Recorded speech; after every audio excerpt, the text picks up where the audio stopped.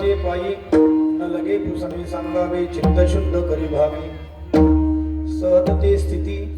सहदते स्थिती उपदेश परयुक्ती न लगे पुसणे सांगावे चित्त शुद्ध करी भावे तुका म्हणे भाव जवळी धरुणे आणि देव तुका म्हणे भाव जवळी धरुणे आणि देव न लगे पुसणे सांगावे चित्त शुद्ध करी भावे समचरण सरोजम साननिलांबुदाभं जघर्णी दपानि मंडनानं तरुण तुलसी माला कंधरम कंजनेत्रम सदैव बलहासं विठ्ठलं चिंतयामि माझी वाणी तुझे वर्णे गुणना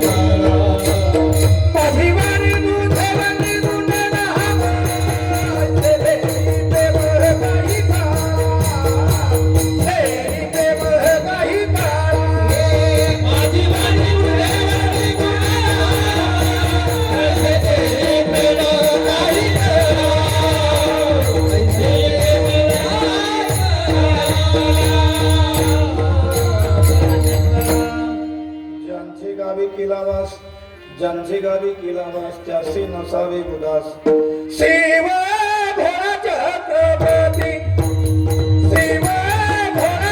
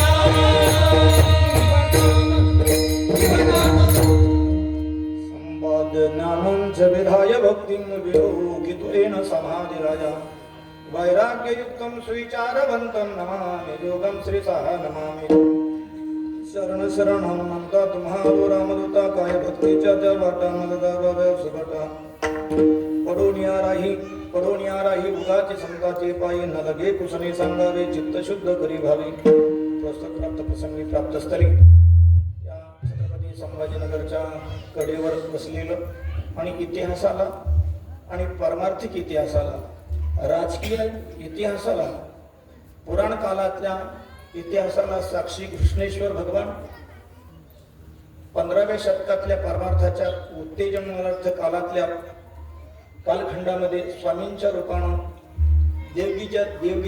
देवगिरीच्या रूपानं पारमार्थिक इतिहासाला साक्षी असणाऱ्या आणि 17व्या शतकातल्या राजकीय इतिहासाला साक्षी असणारी ही पंचक्रोशी आहे आणि या पंचक्रोशीमध्ये हे छत्रपती संभाजीनगर आहे आणि त्या संभाजीनगरच्या अगदी कडेवर बसलेली ही आपली देवगिरी कॉलनी आणि त्या देवगिरी कॉलनीमध्ये भौतिक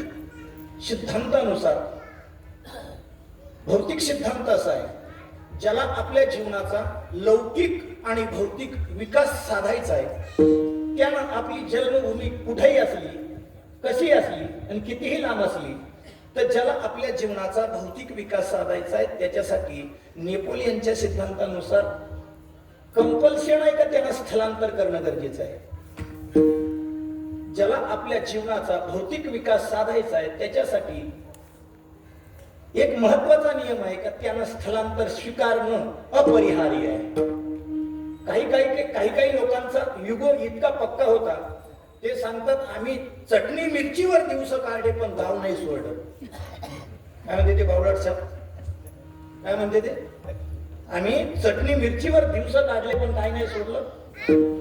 पण 12व्या शतकामध्ये वारकरी संप्रदायाचे थोर संत का ज्यांच्या सिद्धांतामध्ये सायंटिस्टचा परिपक्वता यथार्थ सिद्ध दिसते असे योग्यांचे माऊली, साधकांचे माईबाप कैवल्य चक्रवर्ती सम्राट माऊली ज्ञानोबारायांनी ज्ञानेश्वरीच्या पहिल्या अध्यायात अशी उद्घोषणा केली का ज्याला आपल्या जीवनाचा भौतिक विकास साधायचा आहे त्यानं स्थलांतर करणं कंपल्शन मध्ये, ऍडिशनल मध्ये नाही.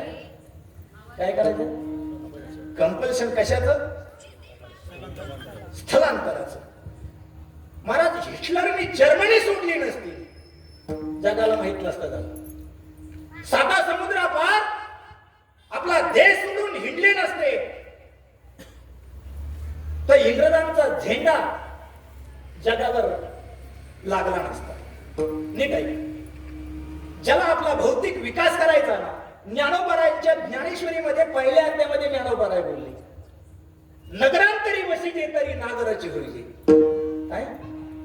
नगराचा आश्रय, नगर शब्दाचा अर्थ होतो शहर. शहराचा आश्रय ज्याने केला ना, ठीक आहे. ज्ञानेश्वरी तुम्हाला अध्यात्माच्या दृष्टीने नाही कळली तर कमी संसाराच्या उपयोगी येईल. याच्यासाठी संत वाङ्मयाला शरण जा, आपल्या जीवनाचं पोट कल्याण होईल. लक्षात ठेवा. अध्यात्माच्या बाजूने नाही कळले तुम्हाला ग्रंथ, काही हरकत नाही. पण संसाराच्या बाजूने जरी संसाराच्या बाजूने ग्रंथ कळले तरीही महाराज जीवन सद्गतीला प्राप्त होईल. म्हणून या हेतून या सिद्धांताला दृष्टिक्षेपात ठेवून काही मंडळींना आपला ग्रामीण भाग सोडला, उद्योग व्यवसायाच्या निमित्तानं शहराचा आश्रय केला आणि ते आश्रय एकत्रित असणारी कॉलनी म्हणजे देवगिरी कॉलनी. इथले मूळचे वतनदार कोण नाही, पण सारे कशाला आलेले? आश्रयाने आले. आणि इथं येऊन अशी क्रांती केली महाराज, जिथं वारकरी संप्रदाय मूर्तिमंत दिसतो. ज्यांच्या मंदिरामध्ये वारकरी संप्रदाय, भागवत धर्म मूर्तिमंत साकार होतो. कारण भागवत धर्माची, वारकरी संप्रदायाची मुख्य देवता कोणती आहे? खाटूशा. मुख्य देवता कोणती आहे? विटेवरी ज्याची पाऊले समान, विटेवरी ज्याची पाऊले समान, तोची एकदान शूरदाता. महाराज आमचा तो देव आहे. आणि त्या पांडुरंग परमात्म्याचा पहिला सेवक, पहिला वारकरी आणि पहिला उपासक त्या देवाला, महाराज त्या देवाची यथार्थ सिद्ध सेवा करणारा पहिला कोण असेल तर पहिला वारकरी आहे महाराज. त्याला गिरजापती महादेव असं म्हणतात. लक्षात ठेवा. आणि ह्या दोन देवता ज्यांनी महादेवच स्वीकारला ते शैवत जमा झाले, ज्यांनी केवळ विष्णू स्वीकारला ते वैष्णवात जमा झाले. पण या दोघांना स्वीकारून या दोघांची पूजा कशी करायची, यांची उपासना कशी करायची, याचं यथार्थ सिद्ध डायमिशन ज्यांना संतांनी विचारले ते मारुतीराय आपल्या मंदिरात आहे. इथं वारकरी संप्रदाय मूर्तिमंत दिसतोय. ही आपल्या देवगिरी हेल्ली कॉलनीची महत्वाची भूमिका. बहुतेक सुशिक्षित लोकांच्या कॉलनीत आम्ही देवळं पाहतो ना, ते देवळं खूप चांगली असतात, पण त्याच्यातल्या देवता पाहिल्या ना, त्या देवता वेदात सापडत नाही. कशात नाही सापडत? वेदात नाही सापडत. त्या देवता वेदात सापडत नाही. त्या देवता पुराणानं त्यांच्या कथा गायल्या नाहीत आणि त्या संतांना स्वीकारल्या नाहीत. अध्यात्मामध्ये असं समजू नका का आम्ही खूप काही करतोय. महाराज अजूनही एज्युकेटेड लोक आहेत पण भौतिक क्षेत्रात आहेत.